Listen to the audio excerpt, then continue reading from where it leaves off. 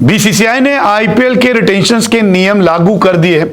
हर team को बता दिया गया है कि कितने खिलाड़ी अब हर टीम चुन सकती है, लेकिन इसके लिए डेडलाइन भी रखी गई है। ऐसा नहीं है कि ऑक्शन से ठीक एक दिन पहले किसी भी टीम को अपनी टीम पूरी करने का मौका मिलेगा। इसके लिए बीसीसीआई ने हर फ्रेंचाइजी को एक डेडलाइन दी है। इसके अलावा अब रिटेंशन में पहली रिटेंशन, दूसरी रिटेंशन, आगे की रिटेंशन पे कितने करोड़ रुपए मिलने हैं उसकी जानकारी भी आपको इस रिपोर्ट में बताता हूं। दरअसल रिटेंशन की डेडलाइन जो है वो बीसीसीआई ने अब 31 अक्टूबर तक रखी है, यानी कि 31 अक्टूबर तक हर फ्रेंचाइजी को अपनी टीम बतानी होगी, अपने खिलाड़ी बताने होंगे कि कितने खिलाड़ी उन्होंने रिटेन किए। रिटेंशन और राइट टू मैच कार्ड इस बार रखा गया है। नियमों के तहत 6 खिलाड़ियों को रिटेन किया जा सकता है और 6 खिलाड़ी या तो रिटेंशन के जरिए हो जाए या फिर आप आरटीएम के जरिए अपने खिलाड़ियों को चुन सकते हैं। अब इसमें खास नियम यह है कि आपने 6 रिटेंशन कर ली हैं तो आप आरटीएम कार्ड इस्तेमाल नहीं कर पाएंगे, लेकिन आपने अगर 5 रिटेंशन की है तो आपको 1 आरटीएम कार्ड मिल जाएगा। ऐसा ही अगर आप 3 खिलाड़ी रिटेन करते हैं तो 3 आरटीएम कार्ड मिल जाएंगे।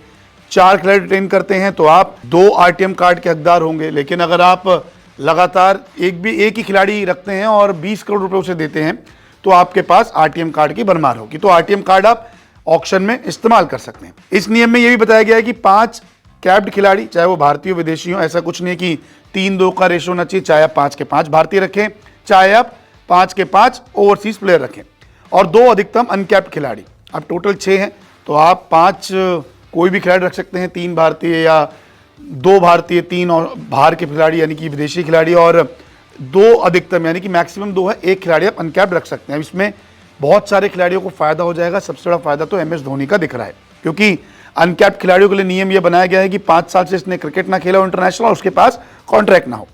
अब 31 अक्टूबर से पहले डेब्यू करने वाले खिलाड़ी को कैप्ड माना जाएगा। अब यहां पे मुसीबत है, अब चाहे कोई भी 31 अक्टूबर से पहले डेब्यू कर ले अपने देश के लिए तो वो कैप्ड खिलाड़ी माना जाएगा, वो अनकैप्ड नहीं होगा। लेकिन एक दिन पहले डेब्यू करने वाला अनकैप्ड ही माना जाएगा, यानी कि 30 अक्टूबर को अगर कोई डेब्यू करता है तो वो अनकैप्ड की लिस्ट में ही आएगा।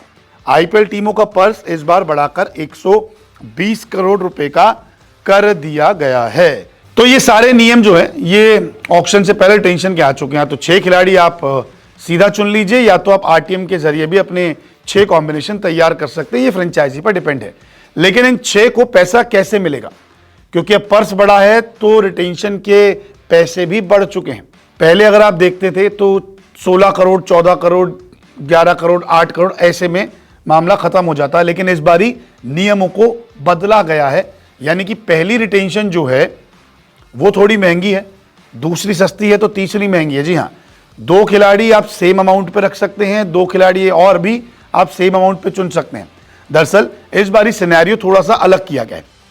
पहला रिटेन खिलाड़ी जो भी होगा उसको मिलेंगे 18 करोड़ रुपए। अब दूसरा खिलाड़ी जो होगा उसको मिलेंगे 14 करोड़ रुपए, और तीसरे खिलाड़ी को जो रिटेन किया जाएगा उसको मिलेंगे 11 करोड़ रुपए। अब वो कोई भी हो, पहला 18, फिर 14, फिर 11।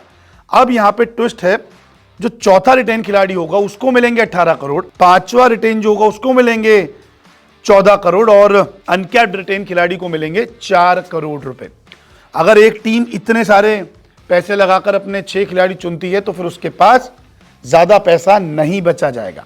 आप अगर इन पूरी राशि को कैलकुलेट करेंगे तो आपको पता लगेगा कि जब ऑक्शन में ये टीमें जाएंगी तो उनके पास तो मात्र 41 करोड़ ही रह जाएगा, क्योंकि 18 करोड़ एक खिलाड़ी को देंगे, 14 करोड़ एक खिलाड़ी को देंगे, 11 करोड़ एक खिलाड़ी को देंगे, फिर 18 करोड़, फिर 14 करोड़ और फिर 4 करोड़।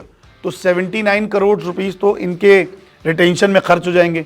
120 करोड़ का पर्स है, 41 करोड़ में आपको फिर पूरी टीम बनानी होगी। तो थोड़े बहुत ट्विस्ट एंड टर्न्स आए। इसके अलावा बीसीसीआई की तरफ से यह भी ऐलान किया गया है कि मैच फीस खिलाड़ियों को दी जाएगी। वहीं पूरा आईपीएल अगर भारतीय खिलाड़ी खेलते हैं तो फिर उन्हें 1 करोड़ से ऊपर की राशि दी जानी है। अब देखना दिलचस्प होगा कि बड़ी बड़ी टीमें जो हैं किसको अनकैप्ड चुनती हैं और कौन से रिटेंशन खिलाड़ियों को अपने साथ जोड़ती है।